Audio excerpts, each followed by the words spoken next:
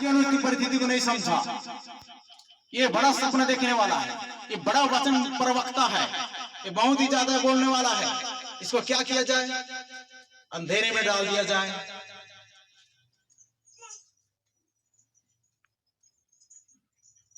और इस रीति से उन्होंने क्या किया? अपने बाप तक को भी धोखा दिया। सुने रहा ना, अब्राहम इसहाक याकूब का परमेश्वर बोला जाता है ना। इसहाक बूढ़ा हो गया जी, बूढ़ा होने के बाद उसकी आंखें धुंधली हो गई और लिखा हो कि वो आशीष देते देते अपने बड़े बेटे को देते देते छोटा को दे डाला। ठीक है, उसके बाद इधर याकूब के जीवन में भी देखिए,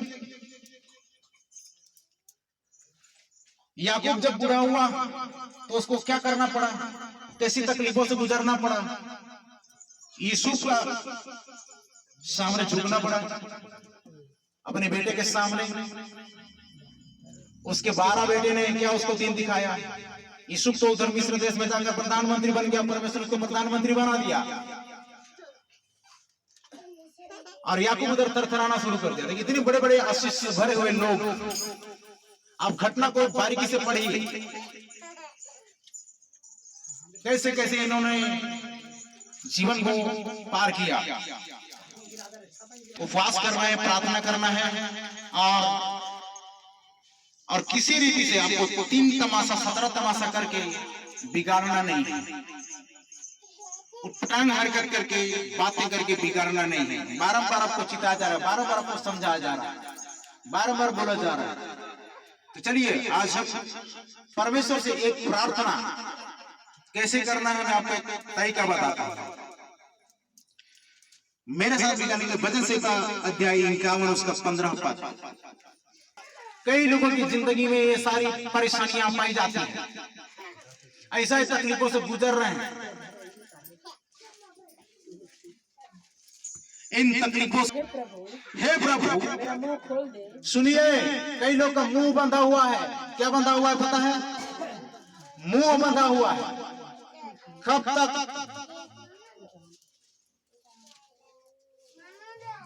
कई लोगों का मुंह बंधा हुआ है। आज आपको बोलने की आवश्यकता है, अब आपको कहने की आवश्यकता है। क्या? हे प्रभु मेरा मुंह खोल दे। क्या खोल दे? तो क्यों खोलेगा? गाली देने के लिए? चुगली करने के लिए? बुराई करने के लिए? तो क्या करने के लिए खोलेगा? खाना खाने के लिए? तो क्या के लिए खोलेगा जी? भजनकार क्या कहता है? हे प्रभु मेरा मुंह खोल दे। क्यों खोला मुंह? आप सही है, प्रभु मेरे मुंह पर पहरा बैठा। मैं अपने वाणी नहीं, मैं अपने शब्द नहीं, परंतु तेरी वाणी तेरी शब्द हो। Hallelujah hallelujah hallelujah. हालेलुया। पवित्र आत्मा जब आता है तो बोलने की सामर्थ्य देता है। आमीन आमीन। तो क्या भरा आपके अंदर? जो बातें अंदर में है वो बाहर आता है। जो आपके दिल में है, जो आपके मन में है, वो जुबान में आता है। और जुबान आपको प्रकट करता है कि आप कैसे इंसान और कैसे व्यक्ति हो। लिखा है कोई बुरा पेड़ अच्छा फल नहीं ला सकता, कोई अच्छा पेड़ बुरा फल नहीं ला सकता। और तुम उसके फलों से क्या कर लो? उनको पहचान जाओ। चलिए इसी बात है। हे प्रभु मेरा मुंह खोल दे। हे प्रभु मेरा मुंह खोल दे अब मैं तेरा गुणानुवाद ताकि मैं जोरदार तेरे लोगों को गाली दूं। ये लिखा है क्या जी? नहीं। तो क्या लिखा हुआ है? तब मैं तेरा गुणानुवाद कर सकूं। तब मैं तेरा गुणानुवाद कर सकूं। Hallelujah hallelujah. परमेश्वर से आज आपको प्रार्थना करनी है, कहना है कि हे प्रभु, शुरुआत में कहना है हे प्रभु तू मेरा मुंह खोल दे। क्या कर दे? तू मेरे मुंह खोल दे ताकि विरोधियों का मुंह बंद कर सकूं, तेरे वचन को मैं बोल सकूं।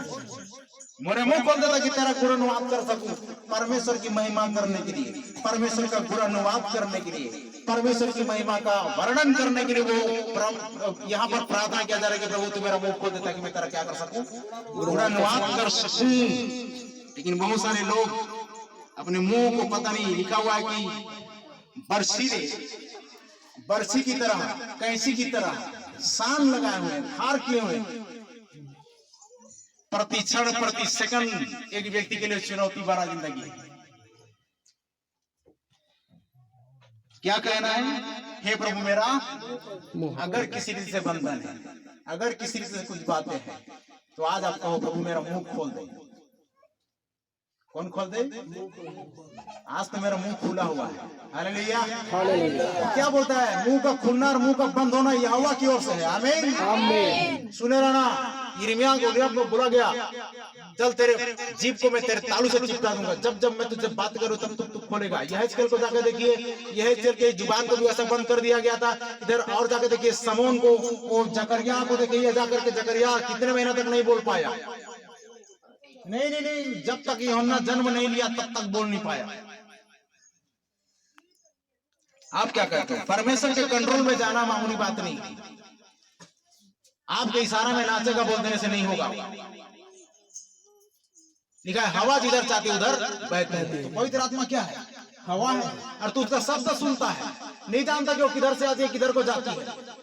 जो कोई आत्मा से जन्मा वो ऐसा ही है। Hallelujah, hallelujah, hallelujah. समझ में आ रहा है? चाहे आपको बिलासपुर हो, चाहे वो रायपुर हो, चाहे वो दिल्ली हो, चाहे मुंबई हो। तो क्या कहने की आवश्यकता है? हे प्रभु मेरा मुंह खोल दे ताकि मैं तेरा गुणगान कर सकूं। किसी और बात के लिए मुंह मत खुलवाना। सुन रहे हैं? परमेश्वर की इजाजत दोगे, परमेश्वर का वचन आपके अंदर से निकलेगा। अगर शैतान की आवाज सुनोगे, शैतान की आत्मा को आमंत्रित करोगे, उसकी वाणी निकलेगी। समझ में आ रहा है? चलिए आगे देखते हैं और क्या खोलने की आवश्यकता है, और क्या क्या खुलवाने की आवश्यकता है।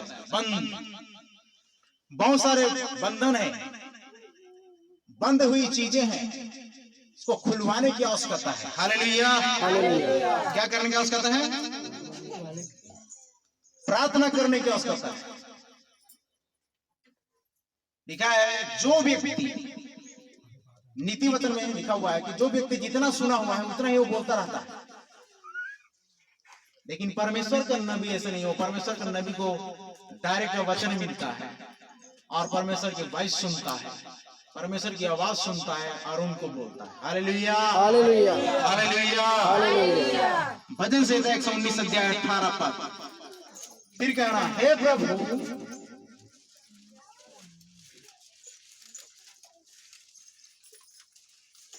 खोल दे। यस, बहुत से लोगों की आंखें बंद है, बहुत से लोगों की आंखें अंधी है। लिखा है अगर अंधा अंधे को मार के दिखाए तो दोनों गड्ढा में गिर पड़ेंगे। कहां में गिरेंगे? गड्ढा में। आप कई बार अंधों से क्या करते रहते हो? हे अंधा तू मुझे रास्ता दिखा। मतलब यही है ना, क्योंकि आप अंधे लोगों से क्या करते रहते हो? सम्मति करते हो, आपस में बातचीत करते रहते हो। अंधा क्या दिखाएगा आपको? क्या बोलते हो? रास्ता। दोनों गड्ढे में गिरोगे। अगर अंधा आदमी अंधा को मार के दिखाए तो कहां गिरेंगे? दोनों गिरेंगे। तो आप तो भाई बड़ा 30 मार का बनते हो। ठीक है, क्या नहीं है? धर्म कर्म से कोई मतलब नहीं है। इंसानियत तो भाई, इंसानियत रहने से क्या होगा? स्वर्ग जाएगा? कितना भी साफ सुथरा इंसान क्यों ना स्वर्ग जाएगा?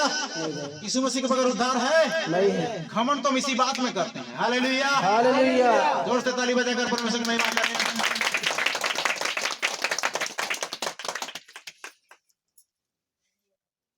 मेरी आंखें खोल दे, मेरी आंखें खोल दे कि मैं तेरी व्यवस्था की अद्भुत बातें देख सकूं। हाँ, लेकिन बहुत से लोगों की आंखें किस लिए खुली है पता है? कौन क्या कर रहा है, कौन कहाँ जा रहा है, कौन क्या कर रहा है, कौन क्या नहीं कर रहा है, इससे क्या लेना देना है।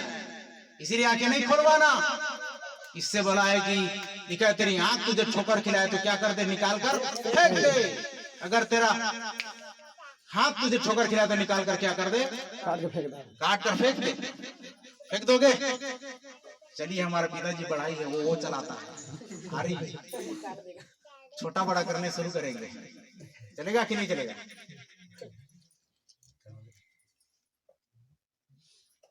लकड़ियों को जिस रीति से काट के डिजाइन दे देता है, वैसे ही परमेश्वर इंसानों को काट के क्या करता है? डिजाइन देता है।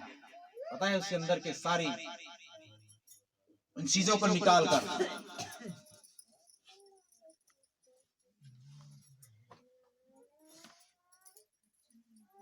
ठीक ठाक करता है, ठीक ठाक बनाता है। आशीष पाने के बाद भी, प्रतिज्ञा के देश में आने के बाद भी अगर कुरकुराते रहोगे तो लिखा हुआ है कि परमेश्वर प्रसन्न नहीं होगा। यह वचन कहता है मेरी आंखें खोल दे। क्या कर दे? याद है आपको, मैंने एक बार कहानी बताया था, एक बात बताया था कि एक स्त्री थी जो क्या करती थी? बहुत ज्यादा शिकायत करती थी पास्टर को संडे में आती थी और बोलती थी, क्योंकि उसका ध्यान मन कहीं और था, कौन क्या कर रहा है कौन क्या नहीं कर रहा उसको दिखती थी। वो पास्टर ने बोला एक दिन उसको एक गिलास जल देकर इस चर्च में घूमना और इस गिलास के जल से एक बूंद भी बाहर नहीं आना चाहिए। उसका कंसंट्रेशन जो है ना उस गिलास के जल पर था। कौन व्हाट्सएप चला रहा है, कौन क्या कर रहा है, कौन क्या नहीं कर रहा है, उस सब पर ध्यान नहीं था। उस दिन उसको पूछा गया तो आज आपने क्या देखा, उसने बोली कि मेरा सारा ध्यान जल में था। कहाँ था? जल में था। तो आज चगुली करते किसी को देखी? नहीं। आज किसी को हंसते देखी? नहीं। तो क्या करने के लिए? उस बात को समझाई, मतलब समझाया गया तो वो समझ गई और उसने बोली कि अब से मैं शिकायत नहीं करूंगी। शिकायतों का भरमार है लोगों के पास, शिकायतों की पेटी है लोगों के पास में, है ना? शिकायत की पेटी लिखा रहता है।